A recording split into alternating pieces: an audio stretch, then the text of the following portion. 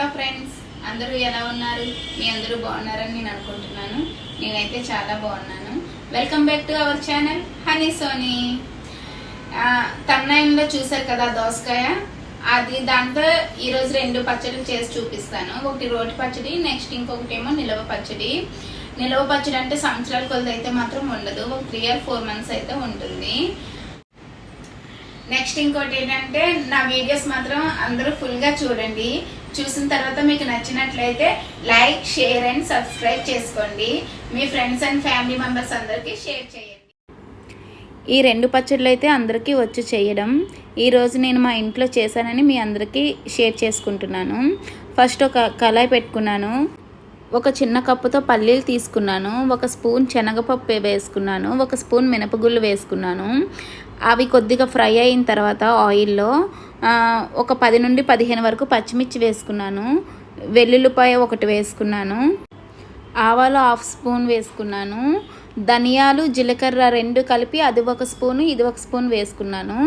అవి బాగా ఫ్రై అయిన తర్వాత 4 టమాటోస్ తీసుకున్నాను. అవి కట్ చేసుకొని వేసుకున్నాను. అది ఫ్రై అయిన తర్వాత ఇప్పుడు ఈ దోసకాయ ముక్కలు మాత్రం పెద్ద బౌల్తోనే బౌల్ వేసుకున్నాను. మొత్తం ముక్కలు వేసేసుకొని ఇందులో నాకు టేస్ట్కి సరిపడేలా పసుపు కొంచెం వేసుకున్నాను, సాల్ట్ వేసుకున్నాను. నెక్స్ట్ ఈ దోసకాయ ముక్కలు పైన స్కిన్ తీసేసి కొన్ని ముక్కలు అయితే పక్కన పెట్టుకున్నాను. అది ఎందుకు పెట్టుకున్నానో లాస్ట్లో మీకు చూపిస్తాను.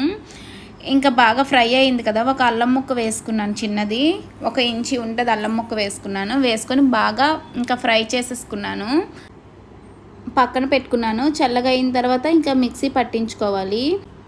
ఈ పచ్చడి అనేది రైస్లోకి, ఇడ్లీకి, దోసకాయ అయితే బాగుంటుంది. ఇంకా చల్లగా అయిపోయింది కదా, ఇప్పుడు మిక్సీ చేసేసుకున్నాను. స్కిన్ తీసి పక్కన పెట్టుకున్నాను కదా, కొంచెం ముక్కలు అవి అనేది ఇప్పుడు యాడ్ చేసుకున్నాను. యాడ్ చేసేసుకొని ఇంకా పోపు వేసేసుకున్నాను. లాస్ట్లో క్లిప్పింగ్ అనేది ముందు పెట్టేశాను. ఇప్పుడు చిన్నది మీడియం సైజు కప్పు ఉంటుంది, దాంతో ఆవాలు వేసుకున్నాను. 1 టేబుల్ స్పూన్ మెంతులు వేసుకున్నాను. ఫ్రై చేసుకోవడం అవి ఏమీ చేయలేదు. ఇంకా ఫైన్గా పౌడర్ చేసేసుకొని ఒక బౌల్లోకి వేసుకున్నాను. అందులో ఆవాలు దేంతో అయితే తీసుకున్నానో అదే కప్పుతోని కారం తీసుకున్నాను. దానికి 1/2 ఏమో సాల్ట్ తీసుకున్నాను.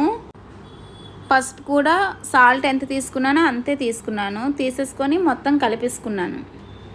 కలిపేసుకొని ఇంకా నెక్స్ట్ ఈ దోసకాయ అనేది స్కిన్ తీయలేదు, లోపల ఉండే సీడ్స్ మాత్రం తీసేసాను. తీసేసి చిన్న చిన్న పీసులుగా కట్ చేసుకున్నాను.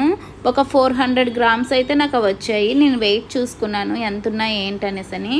ఇప్పుడు ఒక ప్లాస్టిక్ బౌల్ పెద్దదే తీసుకున్నాను. తీసేసుకొని ఇందాక కలిపి పెట్టుకున్నాం కదా ఆవాలు, మెంతులు, కారం అవి కలిపి పెట్టుకున్నాను. ఒక లేయర్గా వేసాను ఫస్ట్. తర్వాత ఈ దోసకాయ ముక్కలు అనేది వేసాను. మళ్ళీ కారము పొడి అవి ఉన్నాయి కదా, మళ్ళీ అవి వేసాను. మళ్ళీ ఇంకా బౌల్లో ఉండే మొత్తం ముక్కలన్నీ వేసేసి ఆ కారం పొడి కూడా వేసేసుకున్నాను. నేను ఫస్ట్ ఆవాలు ఏ కప్పుతో అయితే తీసుకున్నానో అదే కప్పు 2 కప్పులతో ఆయిల్ తీసుకున్నాను. ఆయిల్ తీసేసుకొని వేసేసుకొని పూర్తిగా కలిపేసుకున్నాను.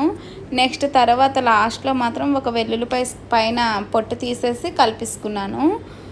ఇంకా మూత పెట్టేసిన తర్వాత ఈవినింగ్ క్యాప్ ఒకసారి తీసుకొని మళ్ళీ ఒకసారి కలుపుకున్నాను. ఈ పిక్కలు అయితే ఎక్కువగా ఫంక్షన్స్లో అయితే పెడతారు కదా, నిల్వ మాత్రం ఒక 2 or 3 months అయితే కంపల్సరీగా ఉంటుంది. తడి మాత్రం ఏమీ తగలనివ్వద్దు. ఇంకా ఫైనల్లీ నేను ఇలా అయితే ఒక బాక్స్లోకి తీసేసుకొని ఉంచేసుకున్నాను. నా వీడియో అయితే మీ అందరికీ నచ్చింది అనుకుంటున్నాను. Please do like, share and subscribe చేసుకోండి. Thank you.